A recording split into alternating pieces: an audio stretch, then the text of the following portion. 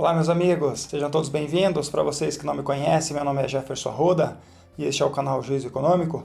Vídeo de hoje, pessoal, trazendo uma notícia bem recente aí para vocês, né? Atualização aí da taxa de juros no Brasil, taxa Selic, subindo 1 ponto percentual, né? Subindo 1% aí a taxa de juros do Brasil, indo para 12,25, então é uma mudança bem significativa.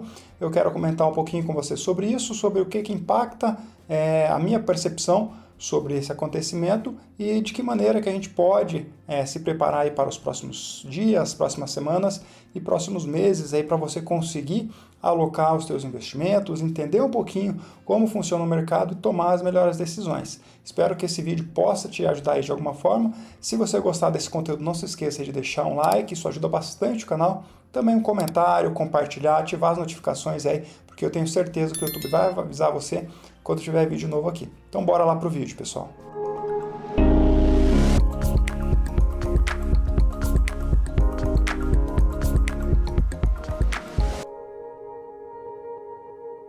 Pessoal, já estou compartilhando aqui com vocês a minha tela, então site aqui do Banco Central com a divulgação onde o cupom eleva a taxa de Selic para 12,25 ao ano.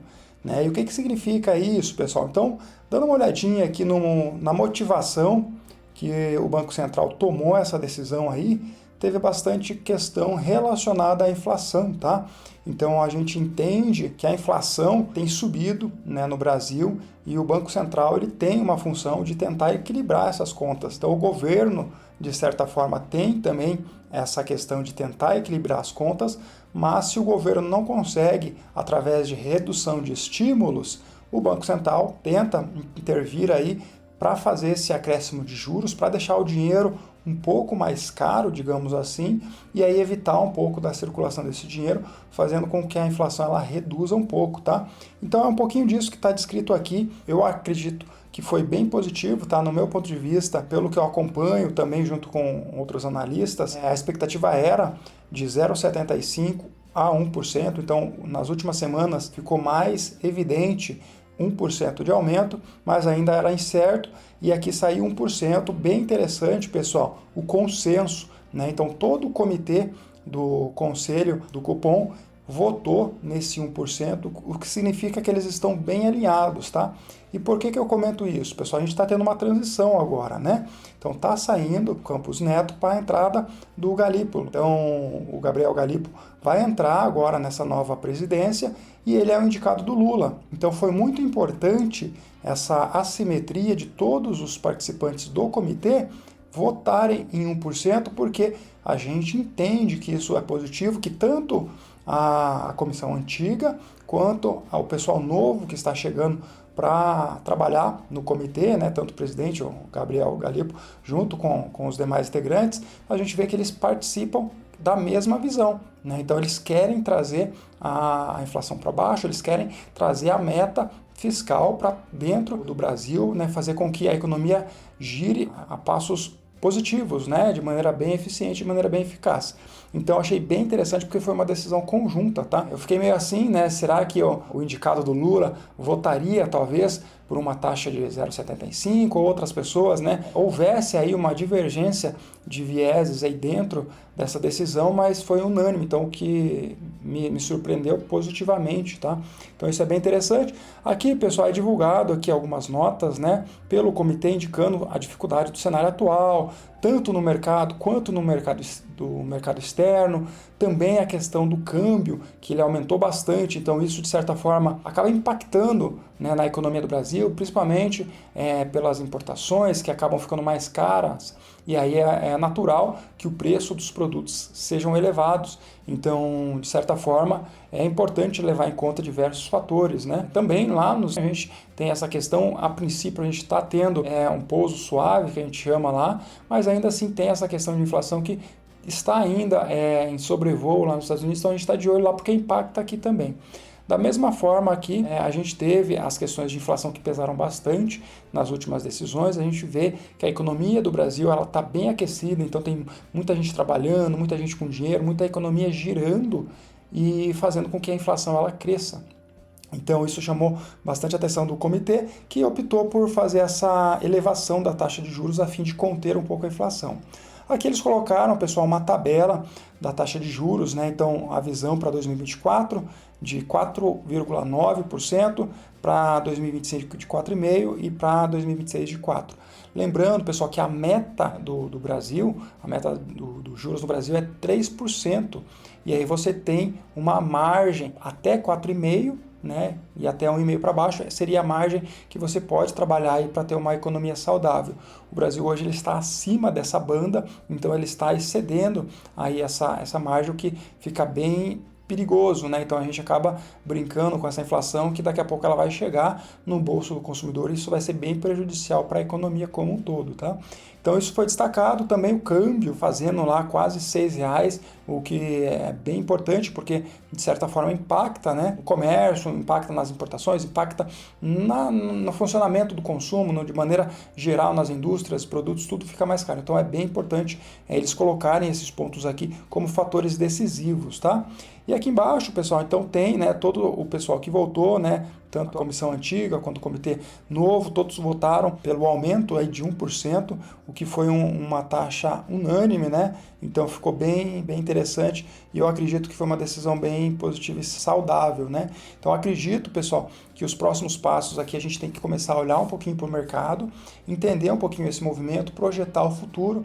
Hoje, ativos de risco performaram bem por outras questões, né? A gente teve um incidente ali com o presidente Lula e aí o mercado acaba precificando isso no sentido de que possivelmente, né, ele, com esses problemas de saúde, ele não se candidate para a próxima eleição, então isso abre um pouquinho de espaço para o mercado ter uma visão um pouco diferente da economia lá para 2026. Com relação à taxa de juros, pessoal, aumentando a taxa de juros, então a gente tem setores que são beneficiados e alguns setores que são prejudicados, né? Então hoje o Brasil já tem um problema de juros altos, então de qualquer maneira, empresas que dependem de juros, se você pegar varejo, por exemplo, acaba precisando de dinheiro, né, de empréstimos e alavancar aí essa questão para você girar os seus produtos. Então o setor de consumo ali, a gente tem alguns problemas, né, com uma taxa de juros mais elevada, apesar do que tem muito já no preço, então acaba sendo um setor para a gente olhar. Por outro lado, né, a gente tem outros setores que acabam sendo beneficiados, né, se você olhar, por exemplo, a parte de seguradoras, que tem ali aplicações na base aí de juros, de CDI, acabam sendo beneficiadas com uma rentabilidade maior. Né? Da mesma forma, se você pegar exportadoras com dólar em alta, acaba também tendo bons benefícios. Então, são alguns setores que estão no meu radar, que são bem interessantes para a gente ficar atento aí para os próximos meses. Essa decisão, pessoal, já era precificada no mercado, né? Então, não é porque saiu agora a decisão oficial do Copom que os preços vão explodir ou vão derreter. Né? Muito pelo contrário, isso já vem acontecendo de forma gradativa e a gente tem gráficos que mostram isso, tá? Então, eu vou compartilhar com vocês bem rapidinho aqui. A gente tem um gráfico do juros futuro do Brasil, né? Então esse daqui é o juros projetado para 2027. Então quando o mercado negocia, ele não negocia a taxa atual, né? Porque você vai pagar esses juros por longos períodos, né? Uma empresa vai financiar por 5 anos, 10 anos, e aí acaba se olhando o juros futuro, né? Então quando a gente olha aqui o DI de 2027, por exemplo, ele está cotado a mais de 14%, então é uma taxa bem elevada. Então quando uma empresa vai negociar, ela acaba tendo que negociar nesses patamares, 14, 14,5%, então acaba sendo mais salgado do que a taxa de juros efetiva hoje, né? Da mesma forma, 2029. 2029 é mais longe, então se falar, a gente está praticamente 5 anos e a gente está com uma taxa de quase 14%. Então, realmente é uma taxa muito elevada. E aí você tem que buscar oportunidades e conseguir entender um pouquinho desses movimentos para encontrar aplicações que sejam atrativas, que sejam rentáveis para você, tá? Então você tem diversos investimentos que você pode fazer lastreado aí com o CDI, né? Você tem os próprios títulos do Tesouro, você tem o título de IPCA+, os prefixados, né? Você tem o próprio CDI, onde você já começa a ter essa rentabilidade de 12,25 hoje, aumentando aí para os próximos anos, né, para os próximos meses, acaba sendo bastante atrativo. Da mesma maneira, você tem aí emissores aí de CDBs, de LCIs, LCAs, que acabam sendo lastreados pelo CDI, né, pela taxa Selic, então que de certa forma tem uma boa rentabilidade. Na contraponta, pessoal, nós temos os ativos de risco, as ações, que as ações do Brasil estão relativamente descontadas, né, devido a toda essa questão fiscal. Então também pode ser um olhar, você que entende um pouquinho mais, faz um estudo ali sobre aquela empresa, sobre aquela ação, você pode entender que essa empresa está descontada e ela tem uma possibilidade de crescimento ao longo do tempo. Então vale a pena a gente ficar atento nessas duas áreas, né, tanto em renda variável quanto em renda fixa, tá? O que não pode é deixar o teu dinheiro na poupança ali, porque tem um rendimento muito menor que isso. Então é importante você investir mesmo que seja, né, no Tesouro Direto ali, coloca na taxa Selic, que você já está ganhando ali esse 12,25 por ano. Lógico, tem desconto de imposto de renda, mas ainda assim é benéfico, né? Você vai estar ganhando relativamente 1% ao mês praticamente. Então fica bem interessante, eu acho que vale a pena a gente entender um pouquinho como funciona essa questão de juros no Brasil, como que a inflação impacta também nos investimentos, porque tudo isso vai nos direcionar com relação aos nossos investimentos,